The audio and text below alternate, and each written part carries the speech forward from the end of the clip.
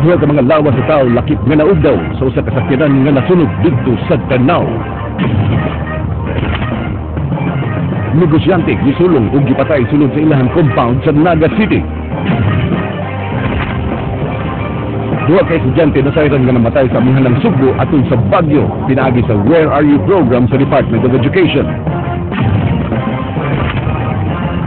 Unom ka bang classrooms mao nalay puli-pulian sa mga estudyante sa Dugo Central School 1. Ang unom mao nalay habilin sa 29 ka classrooms alang sa 10,000 ka mga estudyante. 12 ka mga lungsod ug dakbayan sa habagatan Sugbo niadtong ginabang sa mga biktima sa Baguio sa amihanang Sugbo.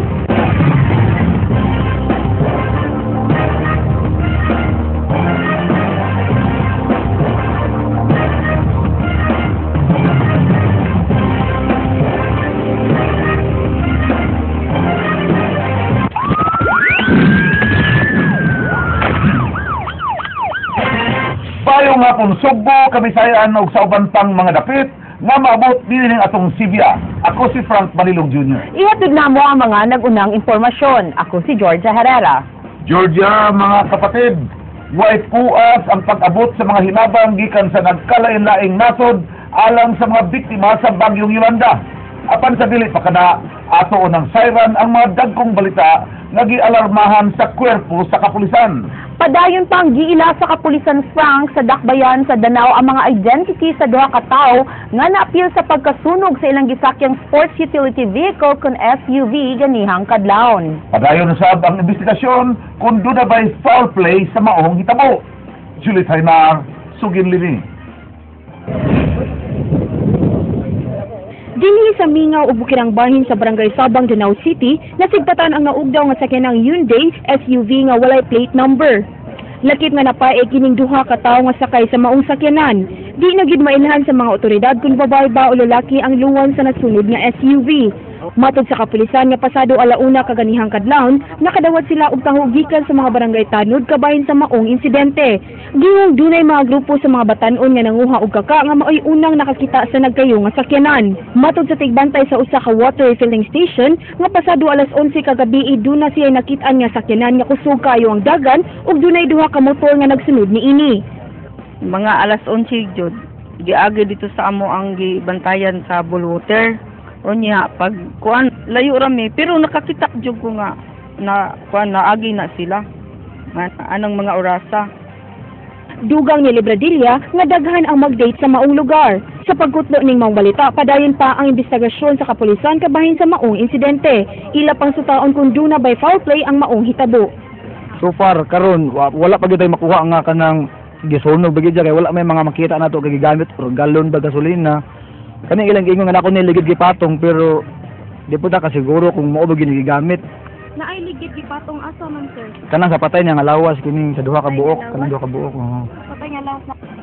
Julie Tainar, News 5. Negosyante o construction material sa dakbayan sa Naga patay. Human gikaligo og bala sa lalaking nagsulob og bonnet og jacket. Leslie Caminade Vestil, Sugin Limi. Nakabsan gyud sa iyang kinibuhi si Renante Bacos, 39 anyos, negosyante og construction materials sa Barangay Tuyan, Dakmayn sa Naga. Gisong og gikaligo og bala ang biktima mga pasado alas 8 kaganihang buntag. Giyong kalit nga misud ang nag-inom sarang mamumuno sa compound sa pamilyang Bacos. Matud sa mga nakakita nga nagbonet og nagjakit og itom, ang gunman nga mitira og kalima sa biktima. Bisan og nahagba na ang biktima, ginungwa kini makontento og gitirahan gyapon kini. Out siya og 45 caliber pistol. Pusil niya close range sa ulo. And then after na natay successive shots nga gibuhian atong suspect na purpose is pagpatay gid sa atong biktima. Blanco pa ang amahan sa biktima kung si Kinsa ang responsable sa kamatayon siyang anak, kay wa sila nasayrang kontra niini. Kani nga CCTV na among ibutang wa mi gwardiya gipahimutang diya. Kay kasalig mi kun unsa ka maayo ang relasyon namo sa among ikatawo mo to buong ko anong mainguna ana. Sa nga gid na mga problema nga ana. Pero sa kung tanaw murag wa naman wala may kuan. Kay ko tagaan naman sa doon mo sila o igayon no wala malayong nga gikasuhan na mo. Nakuha sa crime scene ang duha ka kabhang sa kalibre 45 nga armas de fuego. Gilaoman sab nga makatabang ang kuha sa CCTV camera nga ana agibutang sa dapit kun asa gipusil ang biktima. This time atong kuha na to ang mga posibleng collect pa ng pieces of evidence para ma-link kung kinsa atong possible suspect. Doon naman sa CCTV coverage nga nakuha. Kaya yung establishment is 1 month. Doon naman sila CCTV nga i-install sa ilang establishment. I-tanaw mga possibilities. Dili ta ka divulge karon kung unsa di motive, pero right now ato nang gi-investigar. Leslie Camina de Vistil, News 5. Patay ang driver sa usa ka motorsiklo diyang nabangga sa laing motorsiklo. Sa laing eksklusibo sa News 5, Sugin Limi, Chinky Barrio.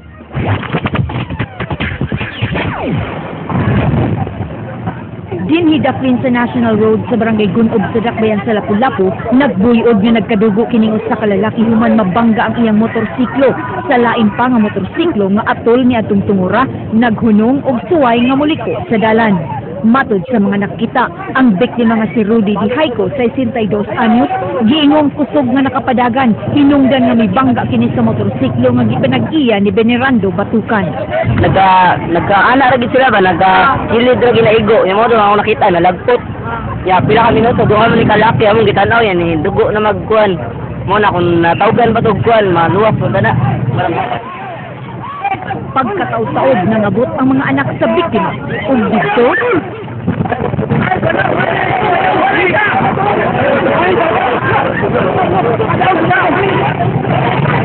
bisan pulis na may uwang sa usa sa mga anak, wa gipasaylo.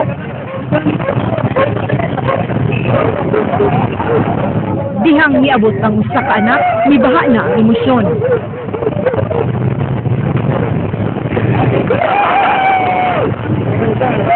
Kay wa matagbaw sa tumang kasuko ang anak, bisan ng eros nga mirespondi sa lugar sa nahitabuan, wa pasayloa.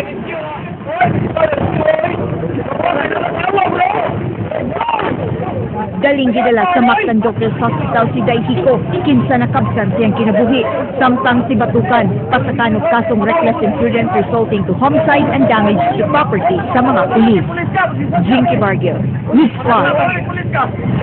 Sunog ni Ulbo paghapon sa sitio Tuong ug San Roque, Barangay Basak, San Nicolas. Daling mikatap ang kayo sa kapin 30 ka mga balay dihang nagsugod ang nasunog pasado alauna kagahapon. Nakontrolar ang kayo sulod sa 20 minutos. Sa pasiunang pagbana-bana sa kabomberohan, dili mo sa tunga sa milyon ka pesos sa mga kabtangan ang gilamoy sa kayo.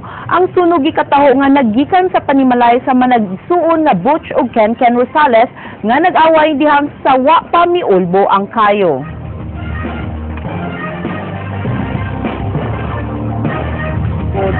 Both of Saris mo ni atong invitation sa station aron magpati lang site. Pito pa lang ka mga lungsod ug usa ka dakbayan ang dunay power supply human sa miaging bagyo.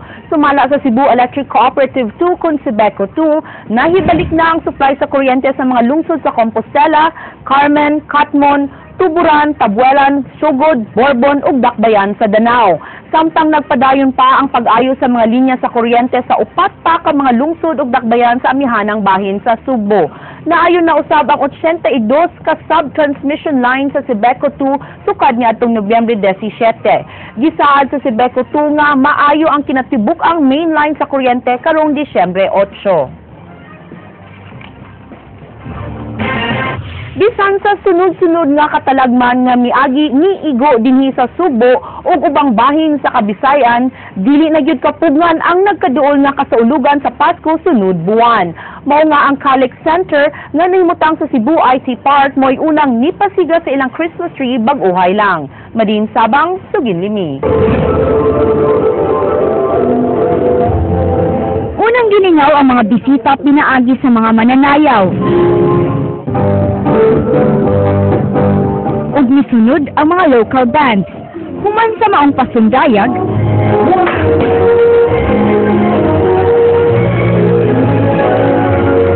daw sama sa mahika ang pagpasiga sa maong Christmas tree.